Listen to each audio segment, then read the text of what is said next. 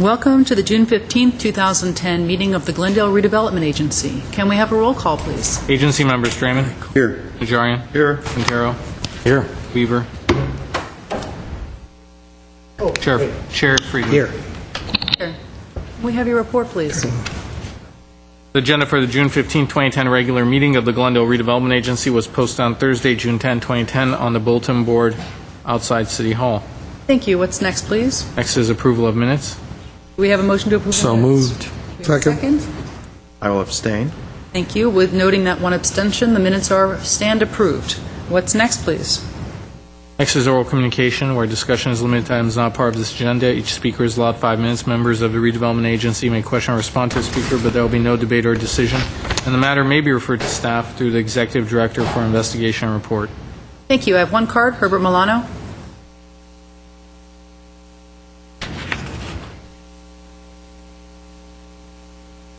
Councilmember Friedman, members of the Redevelopment Agency and city staff, my name is Herbert Milano.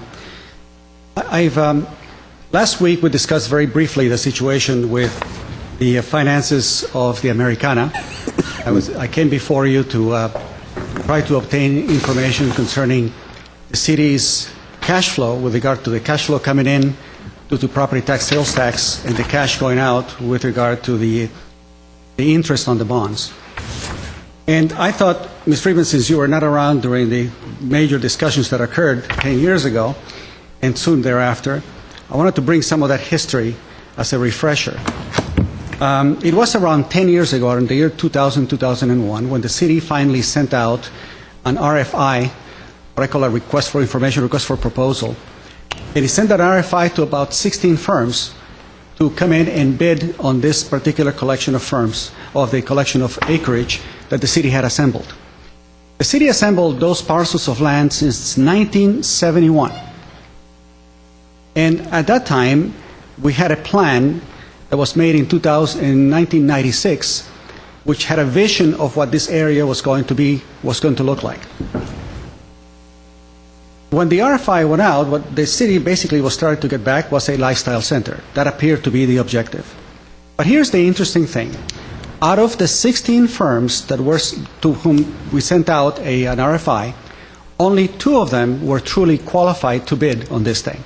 Many of the firms were local, too small, didn't have the experience. So back then I went to look on the web around the year 2004 to see how many lifestyle firms were in the U.S. who were bigger and had more experience than Caruso affiliated holdings. There were more than a dozen. And I could say that the city could have possibly found 24 of them. And I had the list. The list is pretty long. It's about 100 firms. But none of those firms received an RFI. 2 of them did. And of course, one of them was Caruso. And I thought that would be interesting to find out because during the groundbreaking ceremonies, Rick Caruso said something really interesting. He looked at Gene Armstrong and said, "Here's my friend for 16 years." That to me raised a red flag. You know someone for 16 years, here's an RFI, and it only goes to 2 companies, and it just so happens that he was the one selected. I've been around in business responding to RFPs for a long time, and I can recognize when an RFP is massaged such a way so that, the preferred vendor is already prearranged.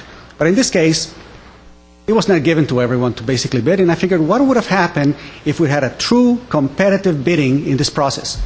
If other qualified developers had come in. Imagine the tens of millions of dollars, in my opinion, that we could have saved to basically put it into other uses, create a major central park and so forth. And these are the things that are kind of relevant once you begin to assemble all this information. Because the other things that I found out is that as the city's investment in this project was being slowly disclosed, it went from $20-some-odd million in subsidies to later appear in the paper as being $40-some-odd million to finally settling on $77 million. But when I take a look at the list of all of the parcels of land purchased, it was well over $80 million at historical cost. And it was never valued at current market. So anyone would say, we gave Caruso over $100 million. And so when I want to figure out exactly what was the actual potential return on the value of that land and what we're getting back, we look at that number and say, all right, what are we getting for those millions of dollars that we pour into this subsidy? And how do we measure that improvement in the quality of life, should we say, or the reduction in blight?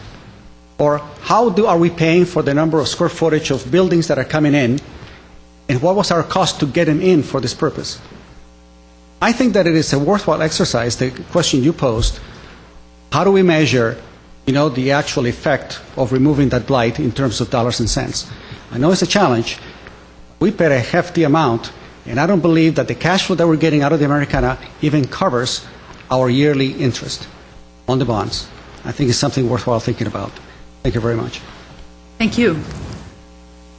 What's next, please? Any agency member or staff comments? Comments?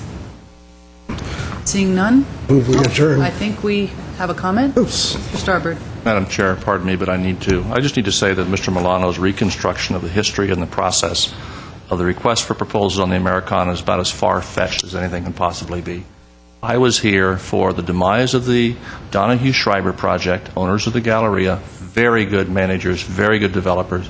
I was here for the demise of that. I got here about the time that occurred. I'll tell you, there was no vision, per se, of a lifestyle center for the Americana when the requests for qualifications was sent out. Not a bid, but to find a firm that could bring us a vision that would work with what the council wanted to create at that time, which was to create a place in Glendale.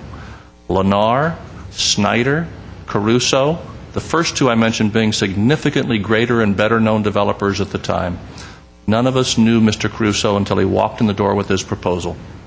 So to suggest that there was a connection, it was all driven to him, is absolute nonsense. Not borne out by the facts. May I, since I was here then, I remember the day that we had the two finalists, Snyder and Caruso. They came in, I'd never seen them. And after the interviews and stuff, we went out, we toured their projects.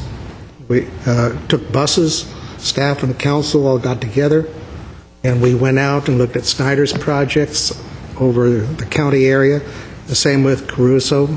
So we kind of got a feel of what architectural styles and the quality of the materials and everything that we thought we liked. Following all that, that's when the selection was made by this council in an open session. About right, Mr. Starbird? Yes, Mr. Weaver. Madam Chair, to disagree with the policy and the decisions is one thing, but to malign the people who were here at that time, I don't think it serves Mr. Milano, and it does not jive with what actually occurred at the time when those decisions were made. Okay. Seeing no other comments, we have a motion Is that to a adjourn. motion? We need a second? Yes, I moved. Second. Thank you. We are adjourned.